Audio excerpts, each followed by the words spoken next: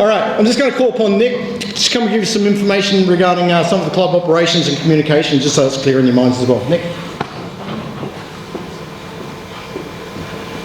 How are we going, guys? Boydie's flicked me the really boring part of the presentation, so I'm going to try and make it a little bit more engaging, but tell you what, it's a struggle, a really big struggle. For those that don't know or haven't seen me around, in array to my 10 other roles at the football club, I'm also going to be taking on the football operations next year as well, which deals with all stuff including equipment management and all that kind of jazz as well. So, club communication. We have TMAP as our primary source of communication. Hands up if you are on TMAP. Hands up players if you have a mobile phone. Hands up players if you do not have TMAP and you've got a mobile phone. Okay, so the expectation is that in addition to the parents, like I understand like times are changing. When I was 13, I had a little Nokia brick to carry around, but these days everyone's kind of got a smartphone from your guys kind of age, so the expectation is that you get on TMAP. I've actually put together, if it works, I'll put together a video which actually walks you through how to sign up to TMAP. So I went through the App Store, I had to delete it from my phone, it was massive pain. But what I'll do is either players, how many of you don't have TMAP? There's like 1 or 2. So I'll make this video available to you so we don't have to all sit through this. So we don't have to all sit through this video of me typing or trying to type. It's, in hindsight, not very good content, but I'll make that available to you if you're struggling to join. In terms of what you, is that the same video? There we go. In terms of what you can actually do on TMAP, so I'll just talk you through some of the features. You have 4 main panels. You've got your events, so your manager will put all the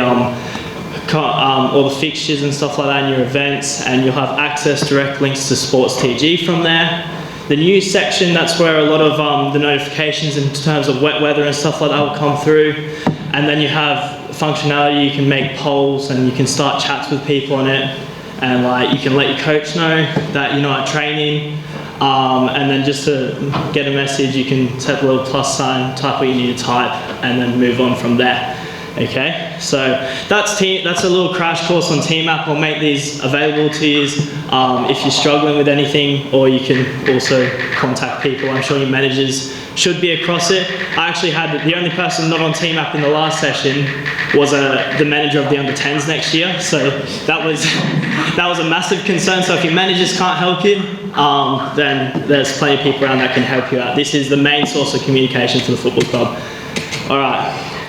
So yeah, we've been through that. Obviously, wet weather notifications, as we said, ground closure will be on TMAP. We'll try and, if it's not on TMAP, which it will be, we can look at email. I'm taking over a lot of the social media and website stuff next year, so we're going to try and get stuff up on there for you guys. So you should be well informed, okay, and should know what's going on. The common thing that we get from players, if it's raining, is we get a lot of messages in the office, is training on? We will let you know if training's off, but we're not going to let you know if training's on at the agreed time that we agreed on. So if it's spitting a little bit, but we can still play, we'll let you know as soon as we make the call that training's off, okay? So there's no need to message your managers and stuff like that, is training on, is training on. Correspondence will be made as soon as that decision is made. And obviously solution 8, I can send a carrier pigeon, because like there's 7 other ways to communicate with us. So I don't know, I'm at a loss then. So yeah, we've been through that wet weather notifications. First aid. So myself and Boydie, we both have our first aid certificates, and there's plenty, and that's also open. We put on a free course at the football club a couple of times throughout the last year. First thing I learned on a first aid course, first thing they tell you is just because you have a first aid certificate doesn't mean you have to administer first aid. So be nice to me.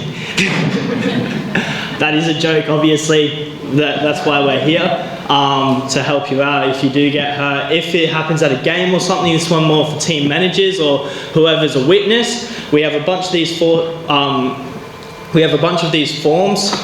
these ones here. They are located in the first aid room. Whoever witnesses it will need to fill that out and then put it back in the folder so that our physio has records and we can make sure that we have records of any injuries that happen of our ground, because as we say, we've got a duty of care for these players.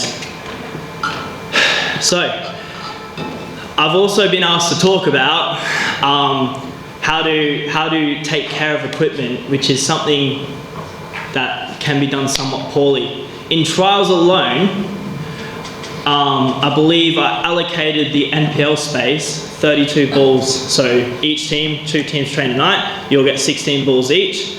You got 32 balls. By the end of trials, that's 20 footballs. We had 20 footballs left. To do the math on that, 12 times $30 a football.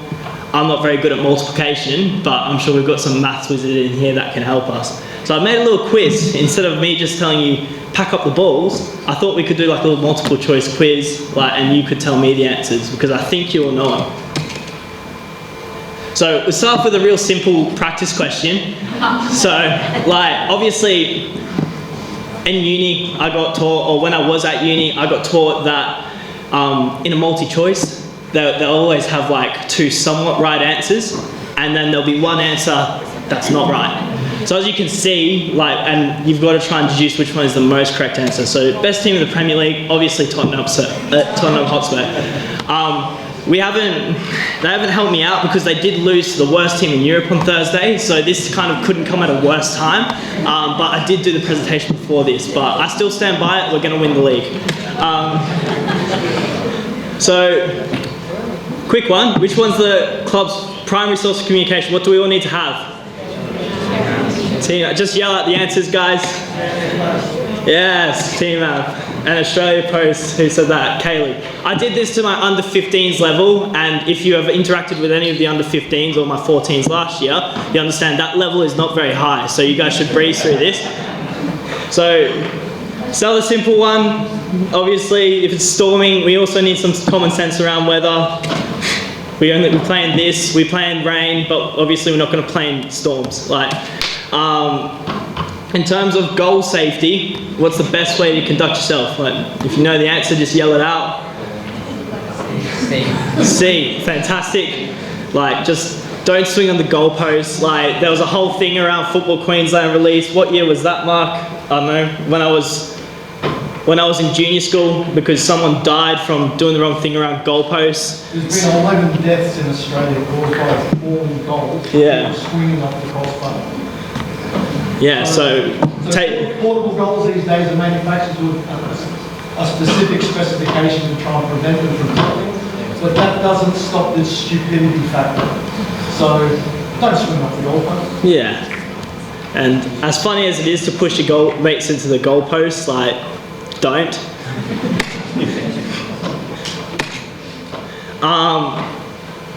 When putting balls away after the session, and 14s, learn this. We need to make sure that we pack all the balls away. I don't understand, it's my biggest bugbear, I don't understand why players leave when all the gear's not packed up. If you've got somewhere to be, pack up the gear faster. I've got places to be as well, all the coaches have places to be as well, so it shouldn't be on me, I've got a dinner. I might have a dinner as well, I forgot, I was going to do a photo shoot for this one, but in hindsight, and I just forgot to put it in the end, but that's the only logical way to store cones. I don't know how you look at cones and go, I'm going to just miss and match. It's just laziness, it's when leaving the session, the following needs to happen. So what really also frustrates me is watching players just walk off from training and there's still goals out. Unless the next team's not going to unless the next team's going to use them, pack them away, lock them up. When putting bibs away after the session, and throw this one to you guys. We want to try and be in an environment where we have washed bibs every session. So if you want them to get washed, where do you think you need to put them? And press buttons. Back to button pressing, isn't it? Alright, and then packing small sided goals. This one was more for sappies, like they just leave them everywhere. And then I think my final question, when leaving the session, do the following. Which one do we think, boys? Is it B? C. Yeah, true. Dinners, right? But obviously, guys, just leave the session. Make sure everything's packed away. I actually got real creative with this one. I made up an anagram. So before you leave a session, make sure you pace set. I'll give you a chance to read that, but pack all the gear away, get all the equipment off the field, count the balls into the bag, ensure the goals are locked away, scan the field, place all the gear in the equipment shed, and make sure you take off your boots and get in your trains. You shouldn't be getting in the car with your boots on. Okay, they are your tools. And if you're wearing them on concrete or surfaces that have not been wear on, that's a mistreatment of your own gear and your tools. So bottom line is, guys, the club's budget to replace footballs is low. So if you want good equipment to train with, you need to look after it. And you, between yourselves and the coaches as well, you guys need to make a really big effort to make sure that that we look after this gear, okay? Because it shows a respect for what you want to put into your training sessions, okay? If you're mistreating the gear, obviously you don't have a high respect for what you want to do as a footballer, okay? So that needs to be reflected in how you treat the gear as well. I very early in my coaching days, technical director said to me this, and it's something that's really stuck with me. The standard you walk past is the standard you accept. So if you see other people doing the wrong thing, or they're walking past gear, or they're not even training at 100% of what they can train, my message to you guys is, if you let that happen, if you walk past that happening, that's the standard you personally accept, okay? So if you want to set the bar up here for this football club, you conduct yourself in that way. And that goes not only for when you're training, it goes for what you do around trainings, and et cetera, et cetera. And my 14s from last year will know how big I am on that. Is that fair enough? Thank you very much, guys. I hope that was less of a bore than it had to be. Thank you. Thanks.